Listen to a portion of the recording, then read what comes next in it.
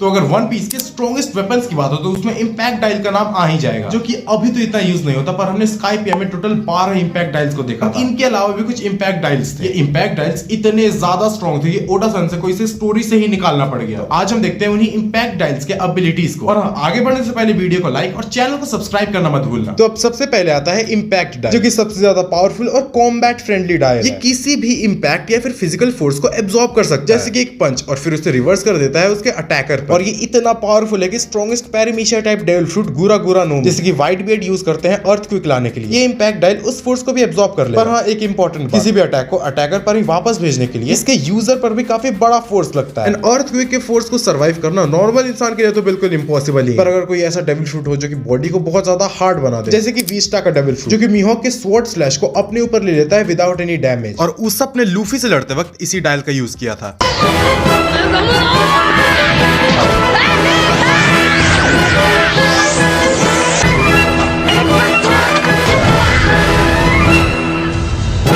अब नेक्स्ट है reject dial, और भाई इसे तुम इंपैक्ट डायल का भी बड़ा भाई मान लो, क्योंकि भाई इसका काम है किसी भी फोर्स को 10 गुना ज्यादा ताकतवर बनाकर वापस भेजना।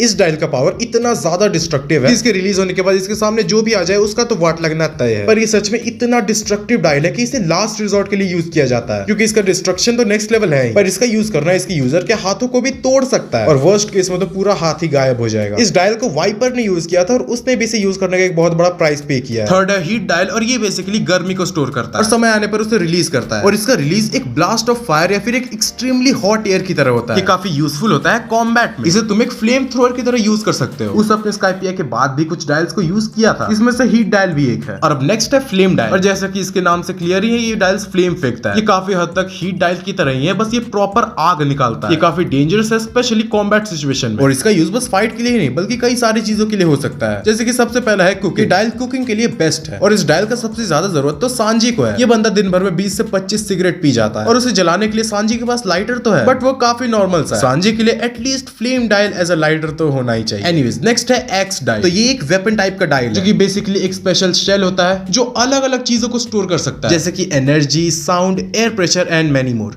Oh yeah, and how? Just look at all the dials I got.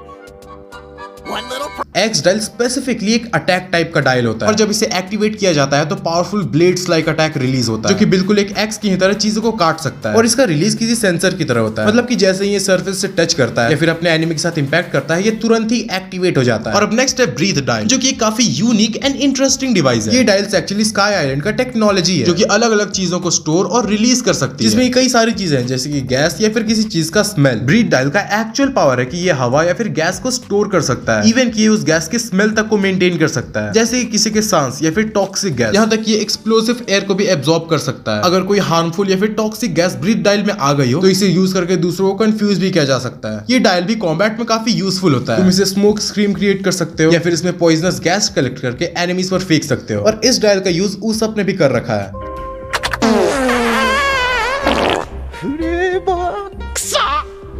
Next है टोन डायल, जो कि बेसिकली एक रिकॉर्डिंग डिवाइस है। टोन डायल किसी भी साउंड को रिकॉर्ड कर सकता है, और एक बार वो रिकॉर्ड हो जाए तो बाद में कभी भी उसे सुन सकता है। और तो और ये डायल स्टोर्ड साउंड को लाउड वॉल्यूम में भी प्ले कर सकता है, और ये एक्चुअली काफी यूजफुल डिवाइस है। और तुम्हें लग रहा हो कि इस डिवाइस का बैटल में तो कोई यूज नहीं हो सकता, पर जो चीज कोई नहीं कर पाता वो हमारे गॉड उसप कर देते हैं। उसप एक बैटल में कितना क्रिएटिव हो जाता है ये तुम सबको पता है। उसप ने पहले तो पावरफुल साउंड, जैसे कि उस इंपैक्ट डायल के एक्सप्लोजंस को रिकॉर्ड किया, और बाद में उसने अपने सभी एनिमीज को कंफ्यूज कर दिया इंपैक्ट डायल का आवाज निकालकर। एंड इस डायल को तो लूफी तक यूज कर चुका है। い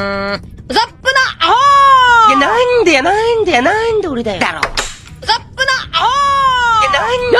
ウザップが会議ば。 और टोन डायल के बारे में एक फन फैक्ट है कि गोल्डी रॉजर की लास्ट स्पीच एक टोन डायल में रिकॉर्ड की गई है। और नेक्स्ट इससे थोड़ा सा सिमिलर है विजन डायल, जो कि एक कैमरा की तरह है, और ये किसी भी सीन या फिर मूवमेंट को रिकॉर्ड कर सकता है, जैसे कि कोई फाइट या फिर किसी की सीक्रेट बात। और अगर कोई स्पाई है तो उसके लिए ये डायल बिल्कुल बेस्ट रहेगा। एंड एक्चुअली उसप ने भी इस डायल का यूज कर रखा है। अब नेक्स्ट है फ्लैश लाइट, जो कि एक ब्राइट फ्लैश लाइट प्रोड्यूस करता है। इस डायल से एक बहुत ज्यादा ब्राइट लाइट निकलता है, जो कि इतना ज्यादा ब्राइट रहता है कि अपने अपोनेंट्स को टेम्परेरी ब्लाइंड भी कर सकता है। और अगर कोई स्मार्ट बंदा इसे बैटल में यूज करे तो एनिमीज के फोकस को तोड़ने के लिए बिल्कुल परफेक्ट रहेगा और ये तुरंत ही एक्टिवेट भी हो जाता है। और भाई उस सब ने भी इस डायल का यूज कर रखा है। और अब नेक्स्ट है मिल्की डायल, जो कि थोड़ा यूनिक और काफी ज्यादा रेयर है। मिल्की डायल का फंक्शन है क्लाउड या फिर मिल्क जैसे व्हाइट फ्लूइड को रिलीज करना, जो कि बिल्कुल किसी नॉर्मल क्लाउड की तरह ही दिखता है। इस फ्लूइड से टेम्परेरी पाथवे यानी रास्ता बनाया जाता है और नॉर्मली इसे वेवर चलाने के लिए ट्रैवलर्स यूज करते हैं। वेवर एक मिक्सचर होता है सर्फ बोर्ड और मोटर बोट का। बेसिकली एक सपोर्ट टाइप डायल है जो कि एयर में वॉकिंग या फिर फ्लाइंग को सपोर्ट करता है। जब भी एक वेवर या फिर कोई लाइट वेट ऑब्जेक्ट यहाँ पर चलता है, milky dial continuously cloud stream को जनरेट करता जाता है। अब नेक्स्ट है जेट डायल, जो कि कंप्रेस्ड एयर को स्टोर करता है और फिर उसे हाई स्पीड में रिलीज करता है। ये एक तरह का टर्बो बूस्टर है जो कि कॉम्बैट और ट्रांसपोर्टेशन दोनों में ही काम आता है। और भाई जब हमारे स्ट्रॉ हेड स्काइपिया से नीचे आते हैं तो गॉड उस सब इसी डायल की मदद से सबको बचाते हैं।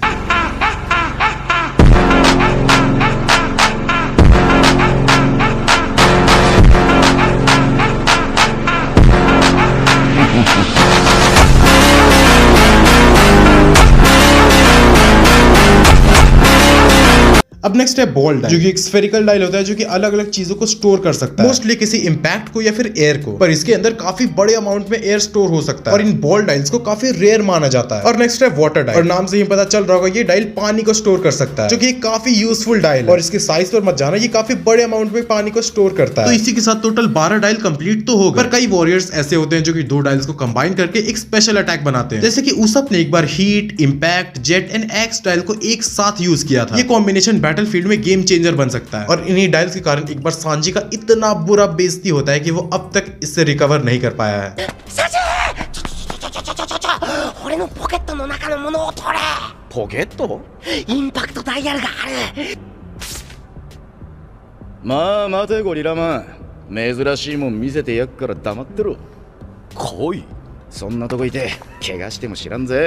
そうだったそうだった。行くぜ。この気性のいいヘビが